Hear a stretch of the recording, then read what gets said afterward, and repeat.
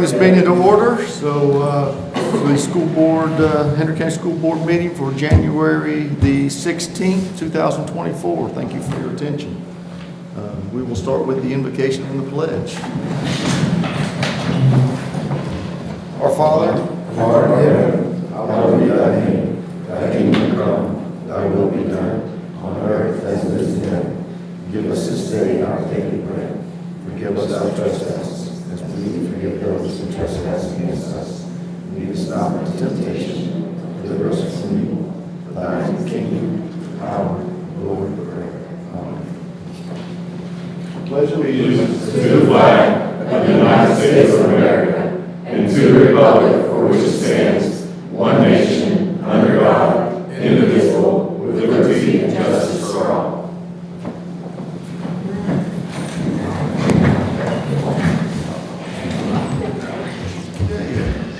Thank you for that. And we will start with recognitions. Mr. Superintendent, do we have any recognitions this evening? We do have a recognition this evening, actually. It's always bittersweet to see our employees who have been with us for a very long period of time reach the point in time where they can relax and retire and enjoy life. On the other hand, they're always very, very missed, and it's hard to replace a lot of that intrinsic knowledge and skills and love that they bring to the schoolhouses, bus barns, and everywhere else on a daily basis. So, before I get too far into it, I'm going to ask Ms. Tina Kelly, principal of Clewiston Middle School, to come forward and give us a few remarks. And after she does that, then I'll join her in front of the dais. And the retiree can come up too, of course.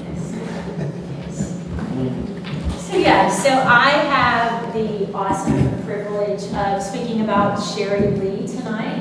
And so Sherry Lee has served the students and family of Hendry County Schools for, let's just say, many years. 30 plus years. 31 years, okay. And tonight we get to celebrate her retirement.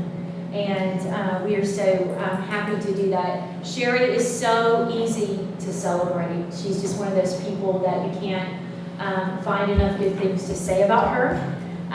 She's been a true example of servant leadership, not only to our schools, but throughout our community. She's very, very involved in FFA.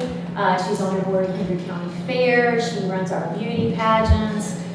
She just does all sorts of things in our community. One of the things that, if you know Sherry, you know about her, is when she sees or hears of someone in need, she goes out of her way to fill that need. On her last day with us, that's the one thing that our staff said. Our staff, it wasn't, when we said, hey, what's the one word that you think of Sherry? None of it was about how well she answered the phone, even though she does that well, right? But all of it was about who she is as a person.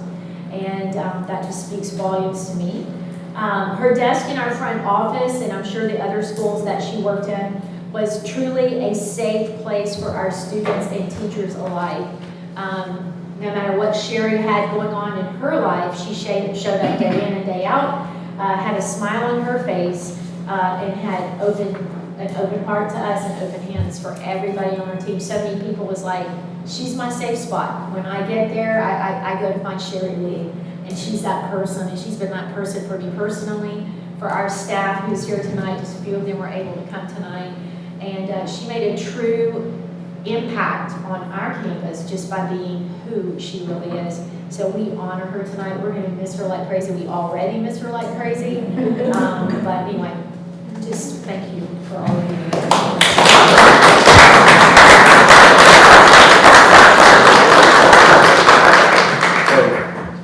So, those of us who understand what happens in the school system knows that the success of our schools is not dependent strictly on teachers alone. It takes everybody in the family wrapped around students to make it, to make things successful. It takes, the teachers, it takes the custodians, it takes the cafeteria workers, the bus drivers, the SROs, and the people in the office showing love for students in various ways. And it don't matter if it's the things she bakes, which are pretty good, because we don't the things that she does that nobody really knows about, which she's done a ton of that and still does, and just because she's not here, that doesn't stop. And, you know, the children know that. Wilson Middle School has been on an upward trend academically, culturally for the last 3 years, and Miss Lee has been a huge part of the reason why. She's a huge part of that team that's driven success there. So we're eternally grateful for the time that she spent sharing her time, skills, talents, love, and treasure with our students. Now, she may not appreciate me divulging this, but we share some of the same bloodline.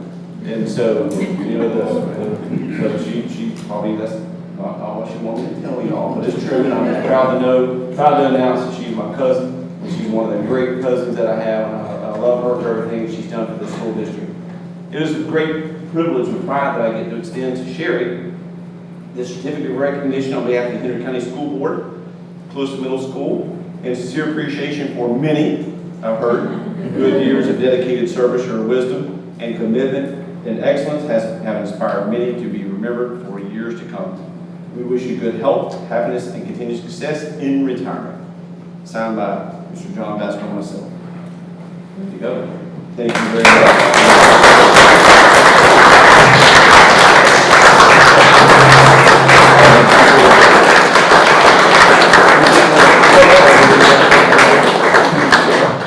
Now, are you going to sing or? Normally retirees sing.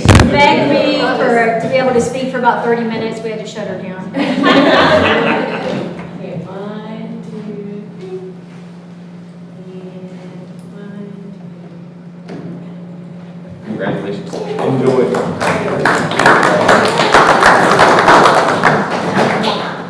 We're going to take some pictures. Sorry. Mr. Swindle. Hey, y'all.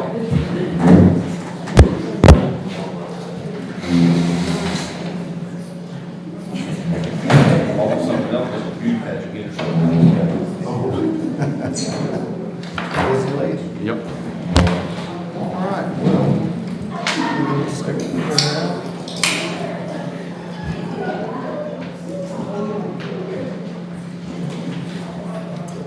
That's how the family's loud. You hear that?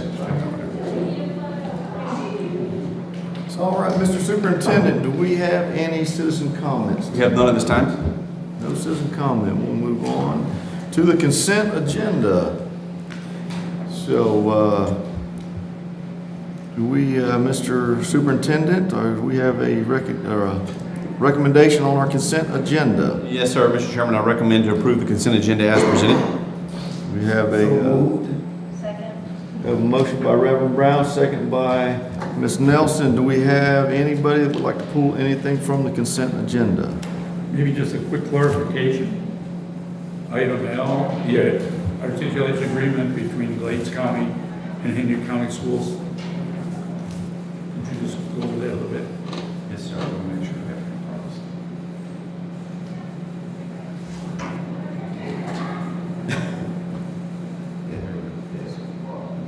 Sorry, I'm having to share devices tonight. So this is our dual enrollment for the Glades County. This is the students that are going for different reasons. Some of them come here for HVAC, CNA, or diesel programs that we have. Okay. And so in order for students to cross county lines on the adult side or CNA, or I'm sorry, CTE side, we have these in place to make sure that everything from the hours, expectations, certificates, funding, and everything is in place and written. That's what I want to know. Thank you. Okay, yes, sir. No, thank you.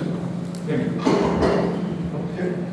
So we have a motion and a second. Do we have any other discussion? No discussion. All in favor? Aye. Opposed? All right, motion passes. Consent agenda. All right, we'll move on to action items. Mr. Superintendent, do we have a recommendation on action items? Yes, sir. The action item A, which is the State of Florida Auditor General Report for the FTE for student enrollment as well as transportation. This is a standard audit after they go through and verify what we have taken. This is a standard report that you have every year that is sent to you. Typically, we do need a motion stating that you've received it and it has been presented to you. So if there are no questions or clarifications, then I recommend approval of action item A as presented. So moved. Second. We have a motion by Ms. Nelson, second by Mr. Sammerdike. Do we have any discussion? Mr. Chair, Yes, ma'am. so in reviewing this audit, I do have a couple of questions. The first one being, when I look at the findings, we had quite a few as they relate to ELL and ESE services through the Digital Academy of Florida. And I was wondering if we have something in place to provide oversight where we're not catching all those. I mean, there was a tremendous, well, not a tremendous, well, I don't know, 15, 13 findings that just solely originated from DAOF. And if there is a process or something in place where, I know the relationships between charters and their host districts are different. I know that they're on their own, but is there like district oversight into some of these matters? We do not at this point in time. The working relationship is there to where if it's a problem, and now that we've seen that, we can ask them if they need help or if they need anything from the state that we could provide or any of our expertise. But we don't have, we could have if need be, but we don't at this point in time. Okay, and so, like, what happens if, like, in subsequent audits, we continue to see these same kind of findings? Well, no, and we work with them, so if it's something that is repeating, then and they've been more than accommodating when we call them and say, this is an issue, can you work on this? They've always more than willing to do what needs to happen to do that. And if it's anything that costs us a financial, and some of those are, then obviously that comes out of their funding piece of it. Do you know how much? And I know we've got like close to 317,000. How much of that is DAOFs? I'll refer to Ms. Cox. You may know more than I specifically. I believe it was around $3,000. That belong just to DAOF and the rest of them? Okay. And so, all right, so that leads me into some questions about what we're doing on our own end in our brick and mortar. A couple of things that really stuck out to me was not being able to find IEPs for ESE students. If you can't find your IEP, how are you providing your services to those kids? And then we had a couple of findings that they only had district-issued employment certificates and were not otherwise qualified to teach this academic subject areas, and then another one didn't hold a valid teaching certificate. And so how are we going about ensuring that doesn't continue to happen going forward? With what, there was like 3 things wrapped up there. What's I know, all of them. Yeah. Just like that, it was shocking to me, I mean, as a parent who has gone through the ESE process, to find that in these audits, we were not able to come up with an IEP. And I know it's like in a peer system where it should be able to be like shared between school to school, but it just leads me, like, my question is, if you don't have the IEP, then how do the people, if the auditor can't find it and can't be provided, then what are, how are teachers and the people who are delivering these educational and support services, these students know what they're supposed to be doing, and what are we doing to ensure that we don't have those kids falling through those cracks? That's huge. Yeah. That at the end of the Oh, Lord. Ooh. at the end of the day, it comes back academically. Yeah. There's repercussions there. So for the IEPs, and I know Lynette's here and Dr. Staley's here, some of it I believe fell back even when Dr. Staley was there, and correct me if I'm wrong, but I believe that most of them came from one school where they had someone that was in charge of doing those IEPs that was really loosely coupled with regards to paper tracking and putting it where it went. It wasn't the fact that what happening and getting done, it was the fact that it was just really loosely kept up with as far as the clerical piece of it and putting it where it needed to go. And they are no longer in that. Right, that person, yeah. And Right. we have a lead ESE specialist that's doing more targeted training with those ESE specialists and tracking and monitoring that now. Glad to hear that.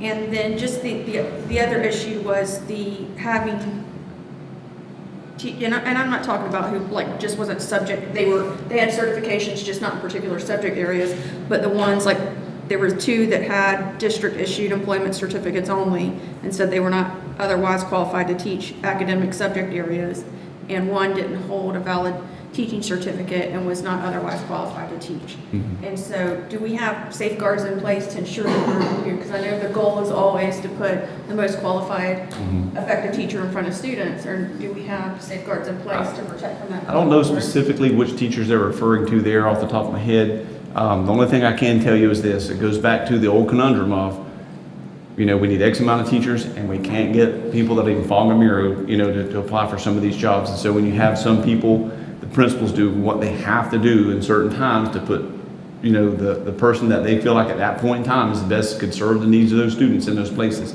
Is it the best case scenario? Absolutely not. We wish we could have a certified, highly qualified, certified person in their position, but that's not the reality where we are. So, do we wind up with people with, district certified pieces that were good in one subject, and so we ask them to pick up a class, when a teacher quit or left in the middle of the year or something? It happens. It's not the best, but it does. Another thing that we're doing too is the HR department is going to each school. We've already done it once this year. We're planning on doing it again in February. Is really looking at every single teacher on the role that we have and where their certification is, and meeting with them one-to-one, as well as with the principal, and letting the principal know, look, this is what you have working on your campus, and they're working on A, B, C, or D, and we need you to be aware of that. And then we're going back in again to recheck that again to make sure that nobody slips through the cracks again like that. All right, that's reassuring. That concludes my question. Okay. Any other? Mr. Chairman, I'm going to say, I lost my last report, but this report, is it just better than it was last year? I think it's a little better than what we did last time we had an evaluation, so that's the positive. When you have an audit, I have learned that it doesn't matter if it's financial, if it's FEFP or anything else. They're going to find, things that are incorrect. We are human. We make errors. We have humans that, that like in, the ESC instance there, that humans shouldn't have been there to start with, right? They did not do the job they needed to do. But again, that's the job of an auditor to do that. We do feel like that we have shored up with our leadership, our training, our HR department, every department. We just feel like that we've got better directors that are more seasoned now and doing a much better job. So yeah, we do expect it to get better, but I don't ever want y'all to think that our audits are going to come in with a great big A+, no findings, because that's not reality. You got to find something. That's right. That's right. Thank you. Yes, sir. We have no other discussion. All in favor? Aye. Opposed? Motion carries. Okay, Mr. Superintendent, we have our next item on there, action item B. We have a recommendation. So I know board and wonderful folks that are with us tonight, either online or here present. We've been 2 years, maybe two and a half years, talking about the need for impact fees. We have presented data over the couple of years about the growth of our schools, about the schoolhouses reaching or at and some over capacity, and the need for the ability to be able to sprawl and provide brick and mortar learning facilities for our students. The trend of growth has not stopped, it continues. We are still seeing growth. Last Monday, there was actually a short line of people even out the door registering for school here in this building, and there was some in LaBelle also coming to those. So our growth trend continues. We do have students continuing to come in. Our enrollment is at an all-time high, and with that, we do have a need for growth. I believe it's incumbent upon us to continue talking about it, making the right decisions, being good fiscal stewards of the taxpayer dollars, and also providing the highest quality education and facilities to hold those educations in as possible. Implementing a tax of any kind should not be taken lightly. It is something that should be done with great information, research, and knowledge about the subject and what we're doing, how it impacts the taxpayers that have to pay it, or in this case, the people building said facilities. And also, from our end, we then become stewards of that money. And then how we invest it is going to best serve the educational needs of those students. In the meeting in December, I believe November, December, we heard from Ms. Neilgun from Benesh, which was the consultant company that we had to hire statutorily to do the research, and she brought the research that they had done, north of a year's worth of research in analyzing our data, our growth, and they presented the information on where they recommended in order to fully fund the school system as well as the other parts of the county government to the recommended levels. And so we're at a point in time tonight to where once again Ms. Cox is going to go over some more parts of what Banesh brought to you, as well as some other data points that's important to us here in Hendry County Schools. So and when she's finished, then we will answer any questions, and then once we answer questions, and then we'll hold some more discussion, and I'll make a further recommendation at that point in time. So with no further ado, I'll allow Ms. Cox to take over from here. All right, thank you. Good evening. So as Mr. Swindle stated, we've had a lot of conversations recently about imposing an impact fee, and we're going to take a little deeper dive compared to the presentation that we went through in December with Mrs. Camp from the consulting company that performed the study. So the purpose of today's conversation is we want to make sure you understand the intent of impact fees, how they were calculated, and specifically what does that mean for Hendry County? You know, what are the allowable uses? What could the funding potentially generate? And because the funding is only to accommodate growth, what are we doing to monitor and project that growth that would allow us to maximize those funds? So today, this is as an action item because we're really looking for your approval, more so acceptance, that you accept the fees that came out of the study, and it'll allow us to continue conversations with the county to talk about the total countywide impact fee that will result out of the entire study. So here's the statutory authority for impact fees. I won't read this word for word, but primarily it's important to note that this is a fee collected to accommodate growth, the infrastructure needed that comes from new growth. And what that means is specifically fixed capital expenditures through the form of construction, reconstruction, or improvement of public facilities. So it cannot be used for maintenance, renovation type activities. In construction, costs does come with land acquisition, land improvement, engineering fees, all those type of things that would come with construction. Those are also allowable for impact fee expenditures. What's important too is that these funds have to be earmarked specifically in our budget. So it's not like we're going to collect this money, throw it in the general fund, and who knows where it's going. We will specifically have a fund to track this, and it will even be broken down further into which side of the county, and this will be part of the conversations with the Board of County Commissioners, which part of the county is generating that money or generating that growth, so we know where we can spend that money to accommodate that growth. So we will be tracking the funds very specifically within our own financial management system. There is a spending period that will be addressed in the local ordinance that will come to you a little further down the road. So we do have a certain amount of time to spend the money. We can't just collect it and hold on to it forever. We have to obligate it within a certain time frame. And then we can provide a waiver or exception to the impact fee for the construction of affordable housing as defined in Florida Statute 420.9071. This is the basic formula that was provided by Mrs. Camp at the December presentation.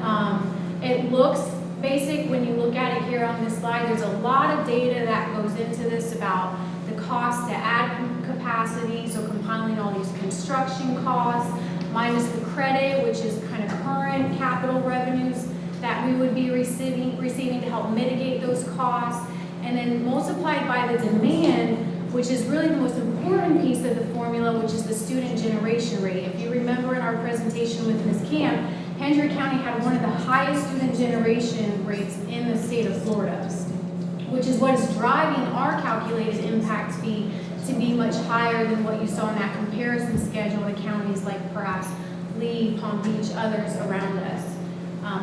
That's the primary driver. That student generation rate is very high for our county. So how would impact fees supplement capital funding, right? We receive other capital funds, such as capital millage, which is through the property tax. It's assessed to all property owners within the county. We're primarily using those funds for maintenance, renovations, repairs, IT, security needs. So we're already spending those funds. We get them annually through the county via property tax. We also had to have some sales tax that we began collecting last year. That's assessed to everyone who makes a purchase or a qualified purchase. In Hendry County, there are some exceptions, remember, like fuel, certain grocery items, that type of stuff, but it is collected on all qualified purchases, so anybody in the county is paying that as well. But the impact fees is a one-time fee assessed to new residential construction. So at the time, I believe at the time they apply for the permit or they get their permit, that impact fee is assessed. So allowable uses of impact fees, it is specifically, again, to accommodate new growth, which would equate to creating capacity for new student stations, creating seats to accommodate the growth that's occurring. So here's a brief couple examples.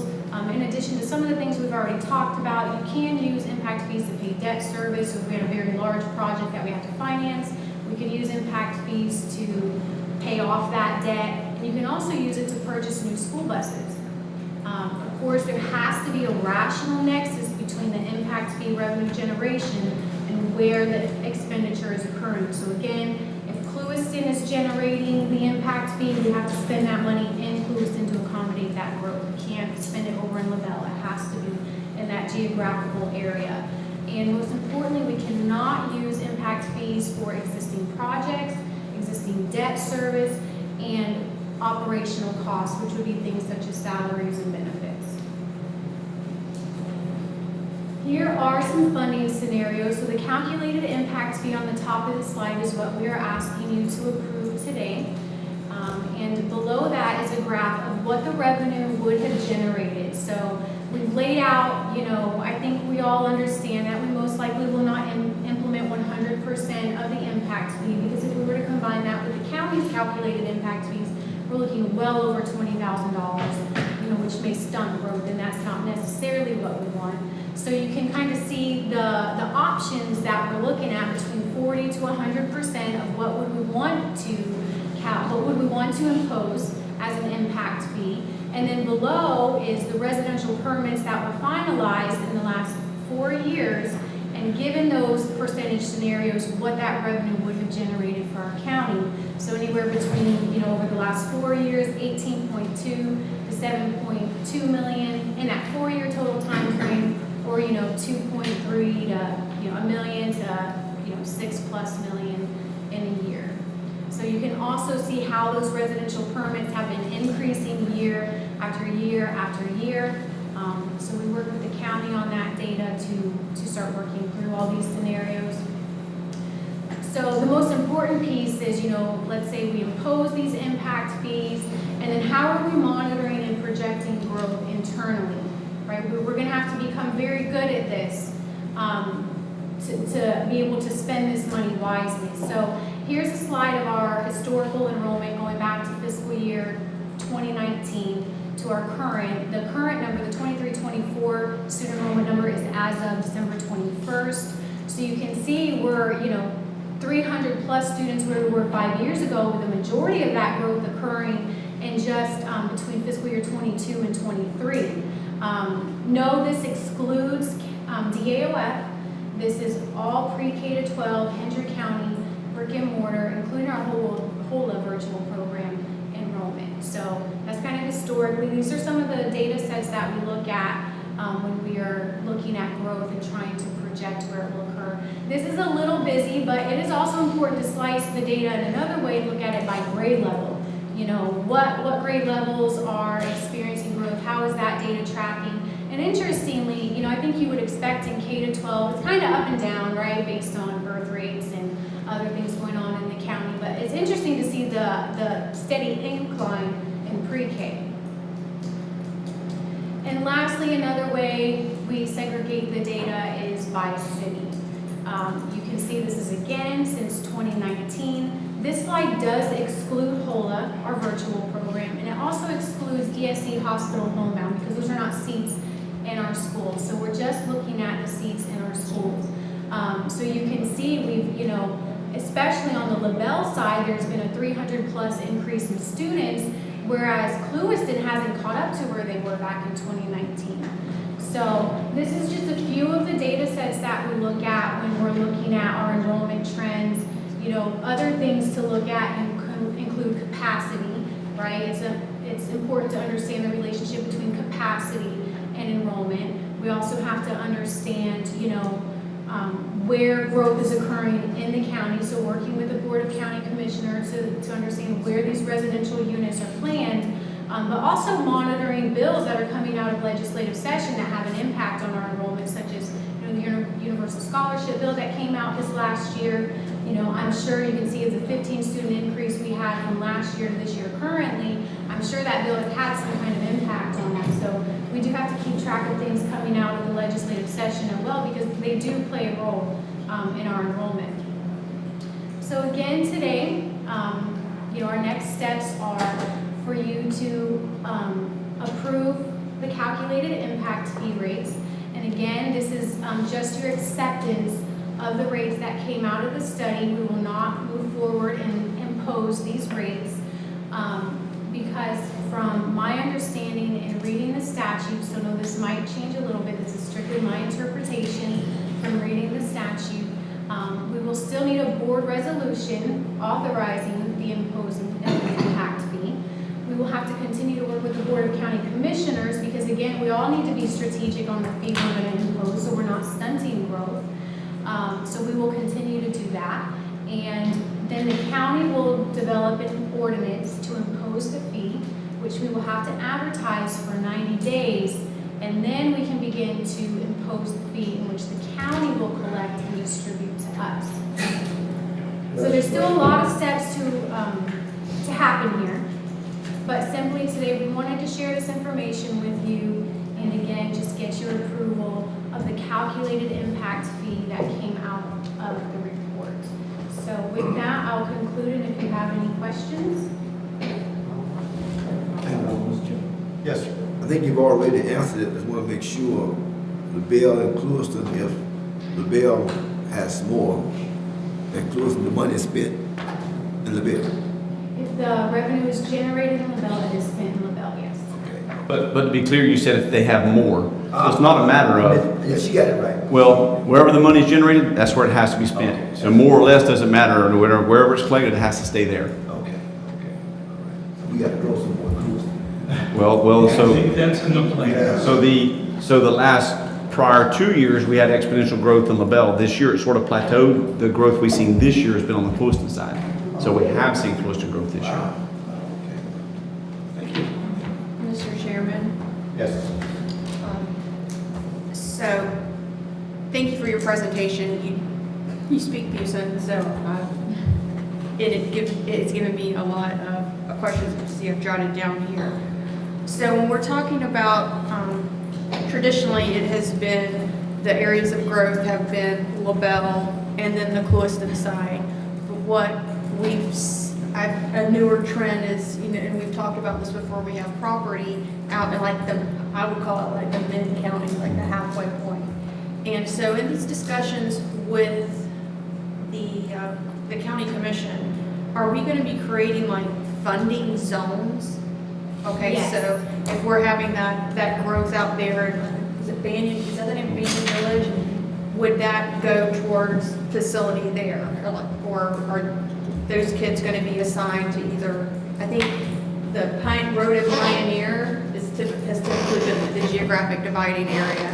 But if you have those kids out in those more rural residential areas, I was just wondering about like funding zones. Yeah, and that is a very important and strategic decision in our work with the Board of County Commissioners, is developing those zones, because you don't want to have, 10 zones and then you're not generating enough money really in any one to do anything. So that's a very key concept. There will be zones, and it'll be integral for us to make sure we're defining them adequately.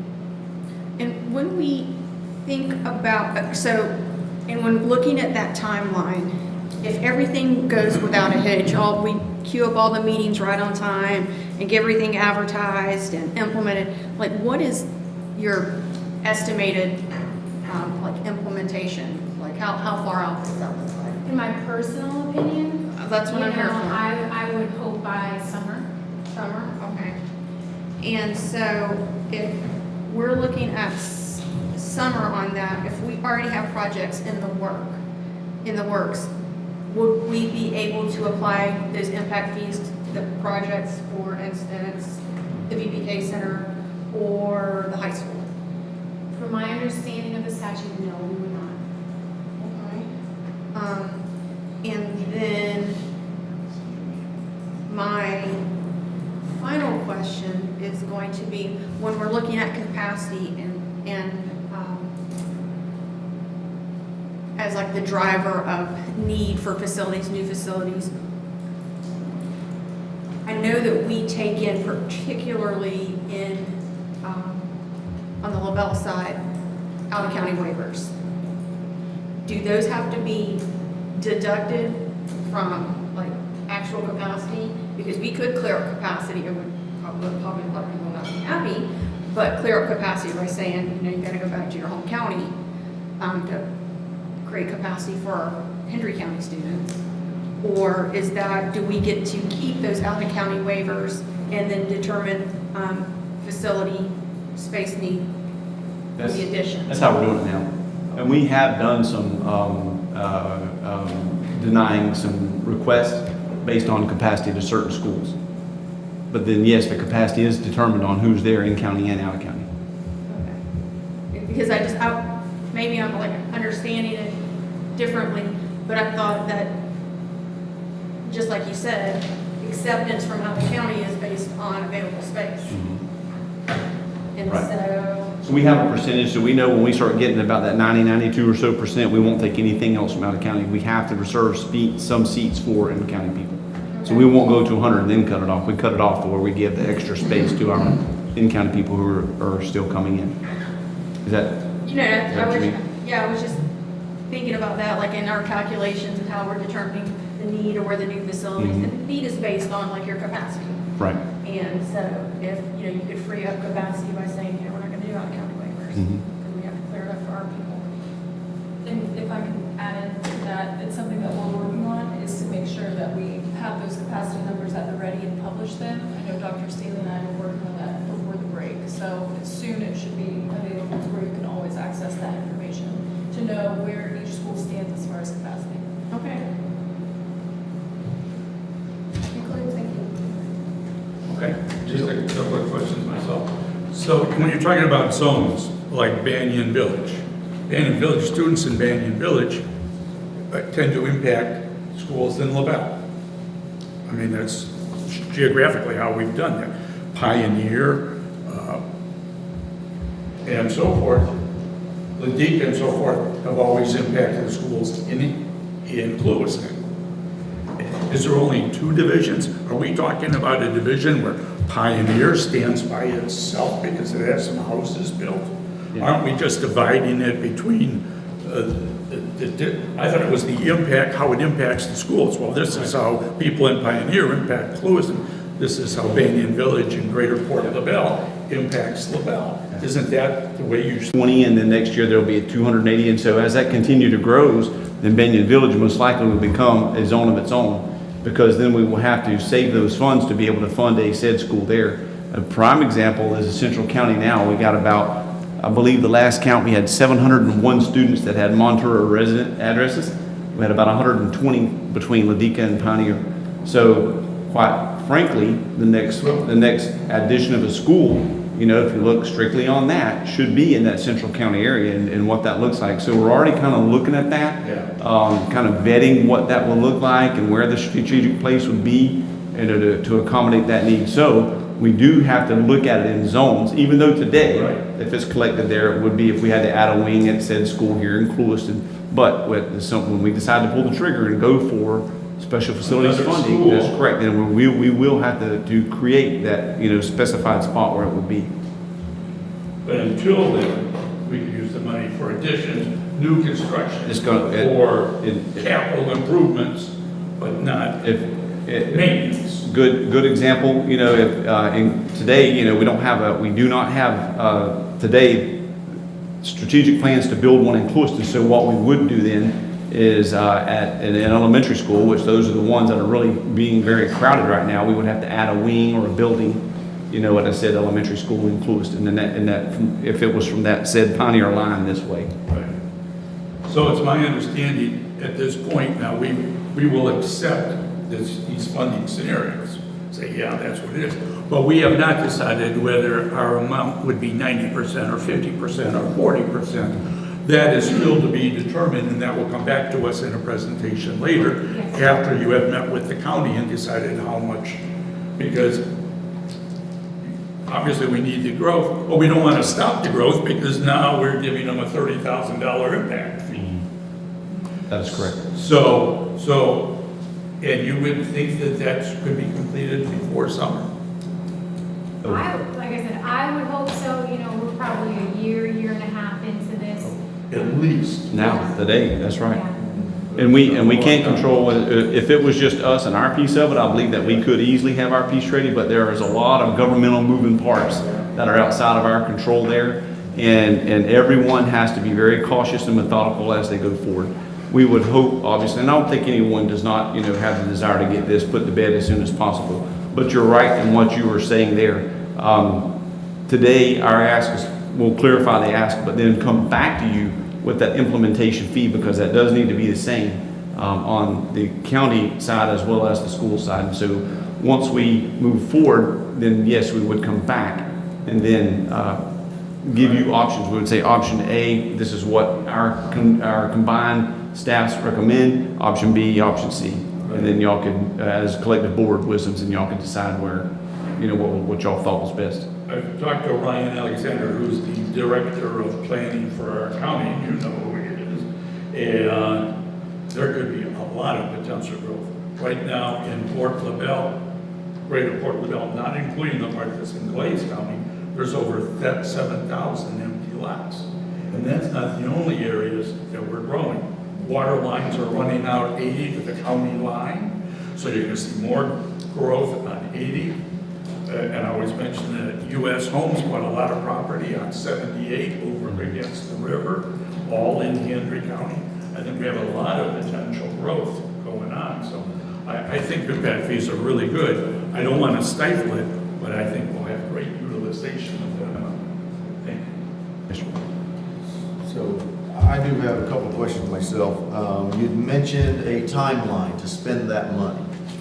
So what is the timeline we're talking about? And if we don't spend it within that timeline, what happens to it? Great question. So the timeline is dependent on what we put in the ordinance.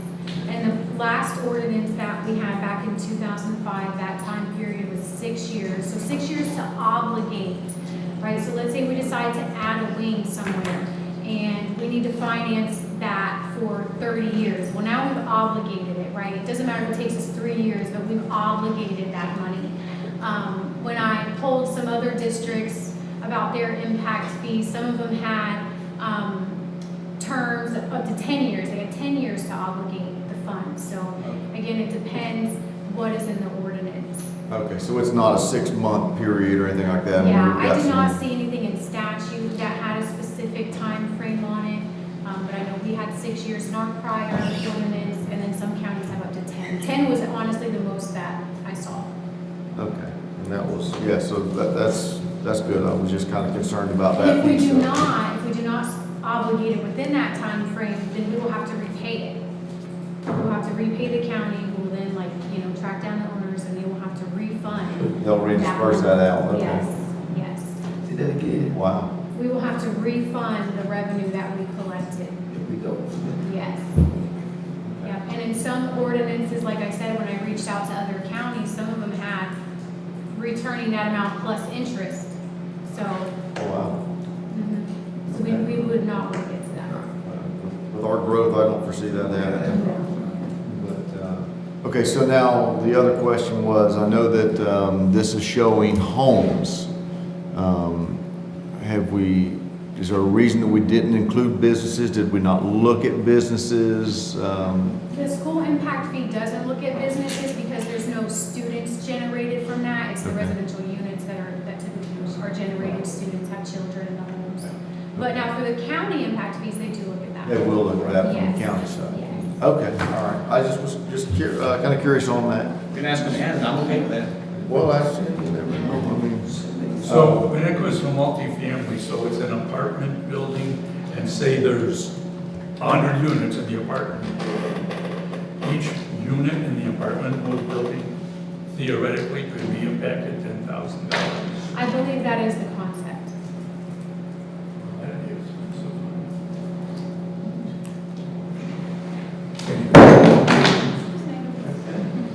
Mr. Chair? Yes, ma'am. Just one more question.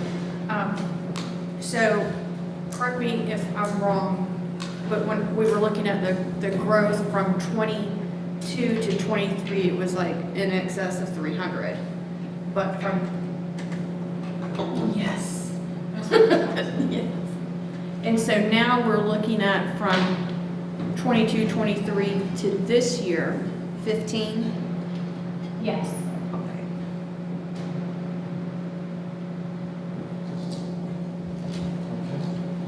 Any further discussion? We have no more discussion. Mr. Superintendent, do you have a further recommendation for us on the impact fee study? Yes, Mr. Chairman. At this time, I recommend that the board approve the proposed impact fees and authorize myself and staff to work with the Hendry County Board of County Commission staff to report back to you with the recommended implementation fees. So moved. We have a motion by Mr. Sammerdyke, seconded by Ms. Nelson. Any further discussion? Mr. Chair, I want to just clarify that this is just to accept the fees that are tonight, we're not imposing. That's correct. That is correct. Okay. Any discussion? All in favor? Aye. Opposed? Motion carries. All right, Mr. Superintendent, I have action item C, permission to advertise the proposed policy revisions. Yes, sir. Action item C, this is some more policy revisions. Thank you, Ms. Cox. Action item C, this is some more of the normal policy revisions that we have, and at this time, I recommend you approve the permission to advertise of the proposed policy revisions as presented. Second. I have a motion by Ms. Busey, seconded by Reverend Brown. Any discussion? No discussion? All in favor? Aye. Opposed?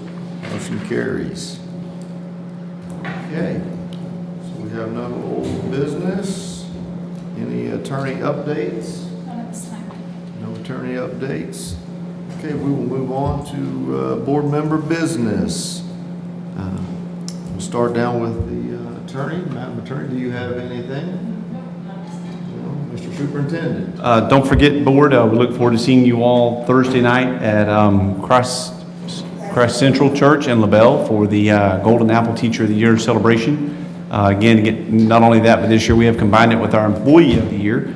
And so it's a little bit different format, but we're looking forward to it and hope you all can make it at 5:30. So I look forward to seeing you there. That's all for now. I do not, other than just glad to see everybody here after the first of the year. Happy New Year to those that didn't get a Happy New Year from anybody. Glad to be here.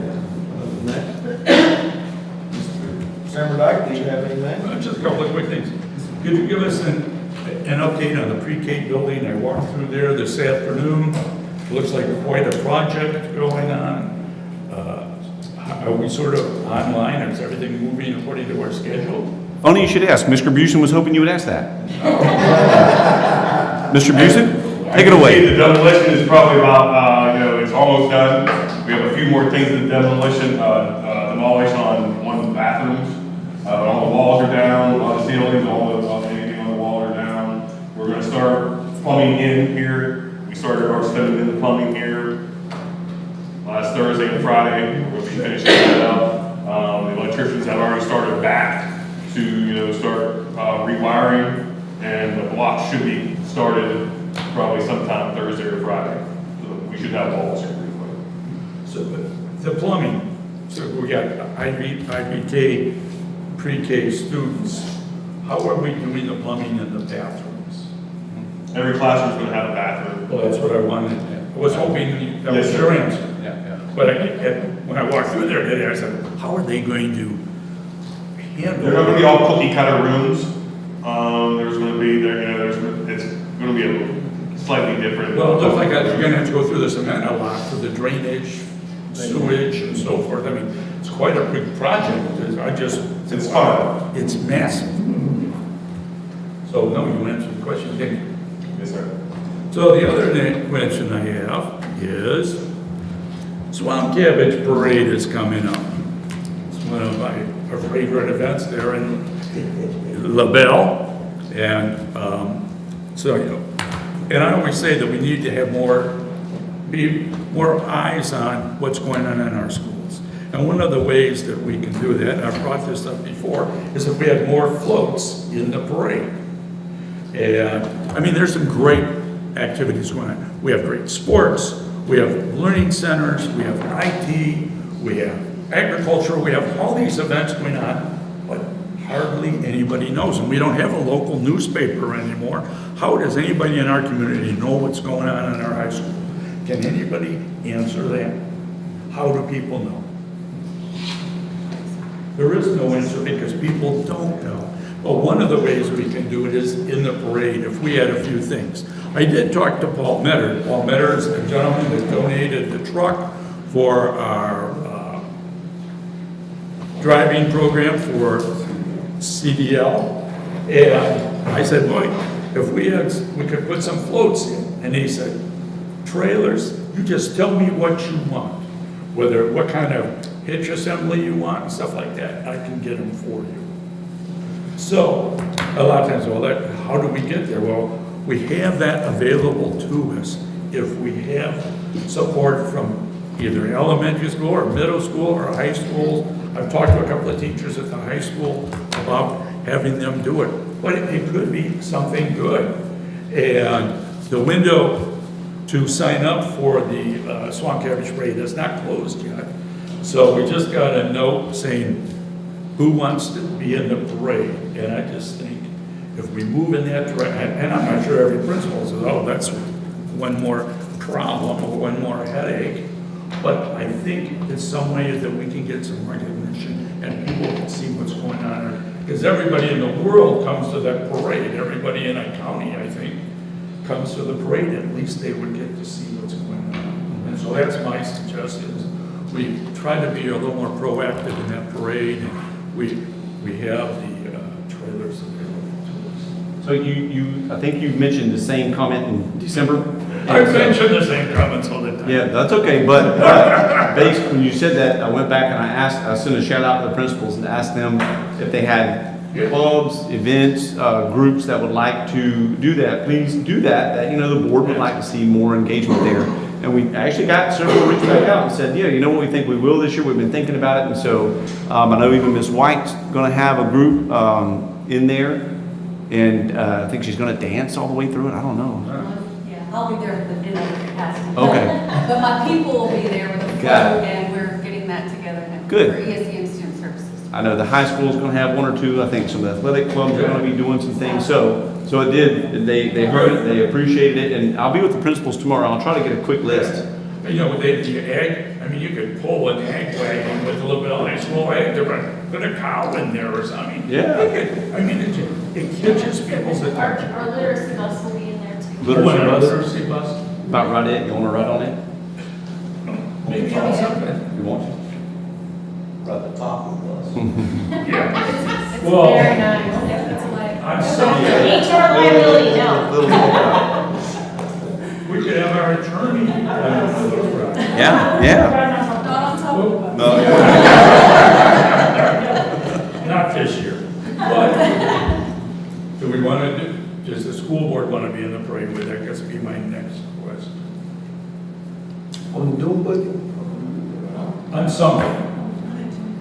We did that last Well, last year we did it it was very cool. Yeah. So It's up to y'all. If y'all would like, we can reach out. Yes, sir. I want to ride. On the buggy? Yeah. All right.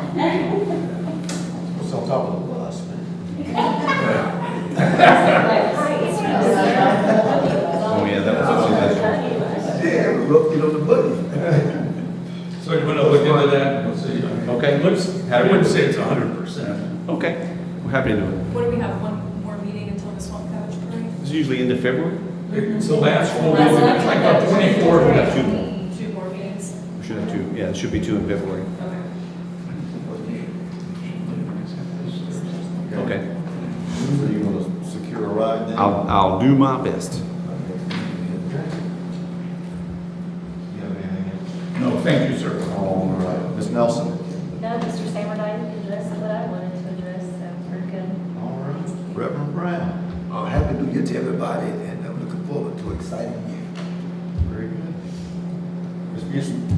Yes, sir. Also, I have been repeatedly asking, I think this is my third month going on, asking for a progress report on our strategic plan. And so I would just like to request that another time and say thank you for this little quick study access of Robert's Rule of Orders. So that concludes. Okay, very good. Thank you for attending. This meeting is adjourned.